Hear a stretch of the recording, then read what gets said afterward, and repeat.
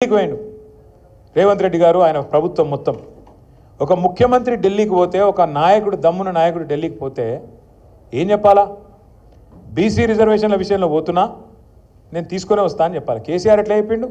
నేను ఆంధ్రప్రదేశ్ నుంచి పోతున్న ఢిల్లీకి తిరిగి తెలంగాణలోనే కాలు పెడతా అన్నాడా లేదా తెచ్చిండా లేదా ఓ గది దమ్మున నాయకుడు చేసే పని మరి రేవంత్ రెడ్డి గారు ఏమన్నారు నేను చేస్తా ఇది చేస్తా అది చేస్తా అని పోయిండు ఇక ఆడ ఉపన్యాసాలు వీళ్ళు ఒకరికి మించి ఒకరు మైకులు ఒక ఆయన ఎమ్మెల్యే సాబ్ మాట్లాడుతూ నేను చూస్తూ ఉన్నా మోడీ గారిని వంగబెట్టి గుద్దుతూనే వస్తాయి రిజర్వేషన్ అని కూడా అంటాడు ఈ గుద్దుడేంది తన్నుడేంది ఈ పని గాడబోతారు ఎవడన్నా పోయి ఇవాళ ఏం సాధించారు మరి బీసీలకు మీరే చెప్పారు కదా కామారెడ్డిలో బీసీ డిక్లరేషన్ అని పెట్టి మీరే చెప్తిరి 42% రిజర్వేషన్ ఇస్తాం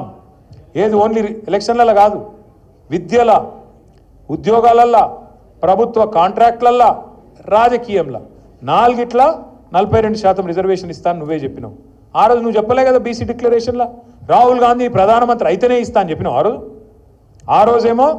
అందరికీ మీరు ఓట్లు వేయండి బీసీలందరూ నేను 42% రిజర్వేషన్ ఇస్తా అని చెప్తివి అదొక్కటే మాత్రమే కాదు ఇంకేం చెప్పిండు బీసీ సబ్ ప్లాన్ తెస్తా చట్టబద్ధత తెస్తా ఒక్కొక్క రూపాయి ప్రభుత్వం ఖర్చు పెడితే అలా 42% బీసీలకు పోయేటట్టు చట్టబద్ధత తెస్తా అని చెప్పినావు చేసినావా మరి నీ చేతుల పని కదా అది సరే రిజర్వేషన్లు అంటే నీ చేతులు లేవనుకుందాం ఢిల్లీ చేతులు ఉన్నాయి అనుకుందాం ఒక నిమిషానికి మరి నీ చేతుల బీసీ సబ్ ప్లాన్ ఉన్నది సంవత్సరానికి 20,000 కోట్ల బడ్జెట్ పెడతా అన్నాడు బీసీలకు 2 బడ్జెట్లు అయిపోయినాయి 2 కలిపి కూడా 20,000 కోట్లు పెట్టలే ఖర్చు అయితే 10,000 కోట్లు కూడా పెట్టలే మరి ఏమై 1,00,000 కోట్ల బడ్జెట్ 5 ఏళ్లలో 1,00,000 కోట్లు బీసీలకు పెడతానన్న బడ్జెట్ ఏడవైంది అది నీ చేతుల్లోనే ఉంది కదా అది పెట్టాడు 42% కాంట్రాక్టు 42% కాంట్రాక్టు ఎవరికి బీసీలకు ఇస్తా అన్నాడు మరి మీ పరిగిలో కాంట్రాక్ట్లు అవుతున్నాయి ఆ రోడ్ వర్క్లు అదో ఇది అవుతాయి కదా 42% వచ్చినాయా బీసీలకు రాష్ట్రంలో ఎక్కడైనా వచ్చినాయా మరి ఇవన్నీ అయితే నీ చేతిలో ఉన్నాయి కదా ఒక జీవో ఇస్తే అయిపోతుంది కదా అసెంబ్లీ పెట్టి బీసీ సబ్ ప్లాన్ పాస్ చేయొచ్చు కదా బడ్జెట్లకి 20,000 కోట్లు ఇవ్వచ్చు కదా ఇవేవి ఇయ్యడంట ఇక్కడ ఆయన చేతులున్నాయేమో ఇయ్యడంట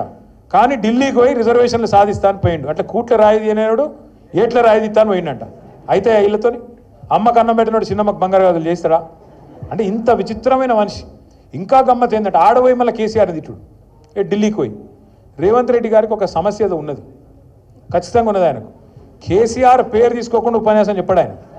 మీరు చూడుర్రి పాపం కేసీఆర్ గారు ఏమన్నాడు ఆయన 20 నెలలు ఆయన పని ఆయన చేసుకుంటాడు ఆరోగ్యం మీద కొద్దిగా డీలా పడేది మంచిగా చేసుకునే ప్రయత్నంలో కేసీఆర్ గారు ఉన్నారు ఈయన రోజు అది ఎక్కడైనా సరే ఢిల్లీ అయినా అసెంబ్లీ అయినా ఏడ మాట్లాడినా నిద్రలో కూడా కలవరిస్తున్నా నా డౌట్ వాళ్ళ భార్యను అడగాల మరి నిద్రలో కూడా కలవరిస్తున్నా ఏం పేరు కేసీఆర్ పేరు అంటే ఎంత ఫోబియా పట్టుకుందంటే ఎందుకింత భయం నీకు నువ్వు ముఖ్యమంత్రి కావాలనుకున్నావు అబద్ధాలు చెప్పినావు 420 అడ్డమైన హామీలు ఇచ్చినావు ప్రజలు నమ్మినరు ఓటేసిర్రు నీకు అవకాశం ఇచ్చిర్రు పని చేయి 6 గ్యారంటీలు అన్నావు పని చేయి ఎందుకు ఈ డ్రామాలు నేను అడుగుతా బీసీలను మోసం చేస్తున్నావు రేవంత్ రెడ్డి నువ్వు డ్రామా చేస్తున్నావు అన్నా అంటే నన్ను తిడతాడు నిన్నాడు నీది డ్రామా నీ పేరే డ్రామా ఎవరది డ్రామా నేను అంటున్నా ఇవాళ రేవంత్ రెడ్డి గారు రాహుల్ గాంధీతో నీ దోస్తీ ఒక పెద్ద డ్రామా మోడీ గారితో నీ కుస్తీ ఇంకా పెద్ద డ్రామా చంద్రబాబుతో నీ దోపిడి చంద్రబాబు చేస్తున్న జలదోపిడి విషయంలో నువ్వు ఫైటింగ్ చేస్తున్నట్టు చేసుడు అది పెద్ద డ్రామా నీ మేనిఫెస్టో ఒక పెద్ద డ్రామా నీ డిక్లరేషన్ దానికంటే పెద్ద డ్రామా అన్నిటికీ మించి అసలు నువ్వు కాంగ్రెస్ పార్టీలో ఉంటావని నమ్మించుడే దానికంటే పెద్ద డ్రామా అరే ఎట్లా నమ్ముతారో నాకైతే అర్థం కాదు ఈ మనిషిని తెలిసినాక ఈ మనిషిని చూసినాక ఎట్లా నమ్ముతారో నాకు అర్థం కాదు ఎప్పటికప్పుడు మాటలు మారుస్తాడు కుల్లా చెప్తున్నాడు ఆయన నేను మోడీ గారు స్కూల్లో చదివినా చంద్రబాబు కాలేజీకి పోయినా ఇవాళ రాహుల్ గాంధీ కాడ ఉద్యోగం చేస్తున్నా అంటే రేపు ఇంకెటన్నా మిగతా అని చెప్తున్నట్టే కదా లెక్క ఎటు సందు దొరికితే అటు పోతా ఒక సిద్ధాంతం లేదు ఒక నిబద్ధత లేదు ఏది లేదు అందుకే నేను అనేది అందరికీ అన్ని విషయాలు అర్థమైనాయి ఇవాళ రైతులకు అర్థమైనాయి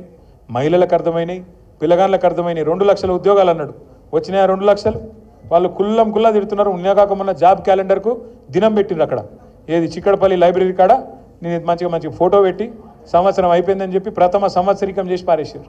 దినం కాదు సంవత్సరికం చేశారు సారీ మొత్తం అందరికీ అన్ని విషయాలు అర్థమైనాయి కొడంగల్లో సొంత నియోజకవర్గంలో విషయం అర్థమైంది కాబట్టే ఇలా కాంగ్రెస్లో ఎవరు ఉండే ప్రయత్నంలో లేరు నేను మీ అందరినీ కోరేది ఒకటే మీ అందరికి చెప్పేది ఒకటి మనసుకి ఎక్కించుకోండి పెద్దలు ఒకటే చెప్తారు ఎక్కడ కోల్పోయిన దాన్ని అక్కడనే దేవులాడుకోవాలి, అక్కడనే వెతుక్కోవాలి. ఇవాళ మనం పరిగిలో కోల్పోయినాం.